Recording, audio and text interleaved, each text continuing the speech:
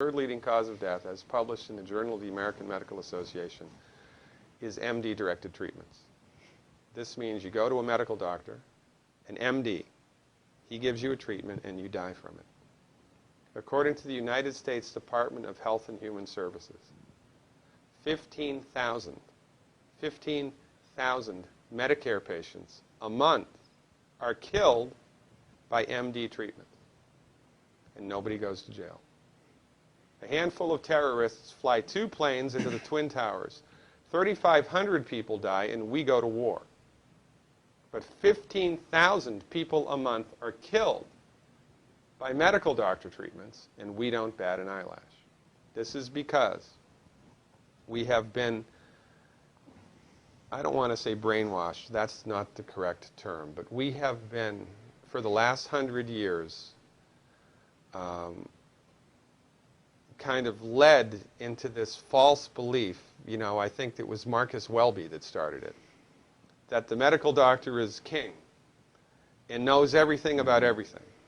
And really, you need to just shut up and follow your medical doctor's advice. Most people in the United States have no idea at all of the history of the evolution of medicine in the United States. In the early 1900s, it was a relatively level playing field between the chiropractors, the osteopaths, the homeopaths, and the MDs. In 1915, 1920, there was something called the Flexner Report. The Carnegie Corporation funded this man named Abraham Flexner. He went all around the country, and he went on stagecoach and train and horseback. This was before the interstate highway system, right? It took Flexner 5 years to do this. He went all around the country and did an inventory of all of the medical schools that prescribed drugs. He brought the list back to the Carnegies, who owned drug companies, and then the Carnegies and the Rockefellers gave millions of dollars of free money to the medical schools and hospitals in the United States that were prescribing drugs. That was the beginning of the end. After the Flexner Report, there was no more level playing field in the United States. And the MDs started a juggernaut that's taken off. Most people in the United States think that the predominant medicine here, MD-directed pharmaceutical medicine, we think that those guys are top dog because their therapeutics are better than the homeopaths or the naturopaths or the chiropractors. It's not. They're in the driver's seat because of political and financial coalitions that were built at the turn of the century that most people have no idea of at all. And it's a gigantic problem. And I mean, it's crazy, right? It's the third leading cause of death. And yet, when the government makes noise about messing with people's insurance, everybody freaks out. And that's a whole other thing to talk about, isn't it? Because what is medical insurance? When you buy medical insurance, what are you doing?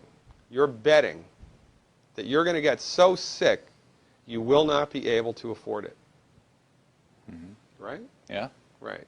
And then, so you pay good money every month to gain access to a system of medicine that's the third leading cause of death in the United States. We need our heads examined, quite frankly. That's why we give, Dr. Wallach and myself collectively, we give 400 free lectures a year. And we're building a grassroots network because people don't know this.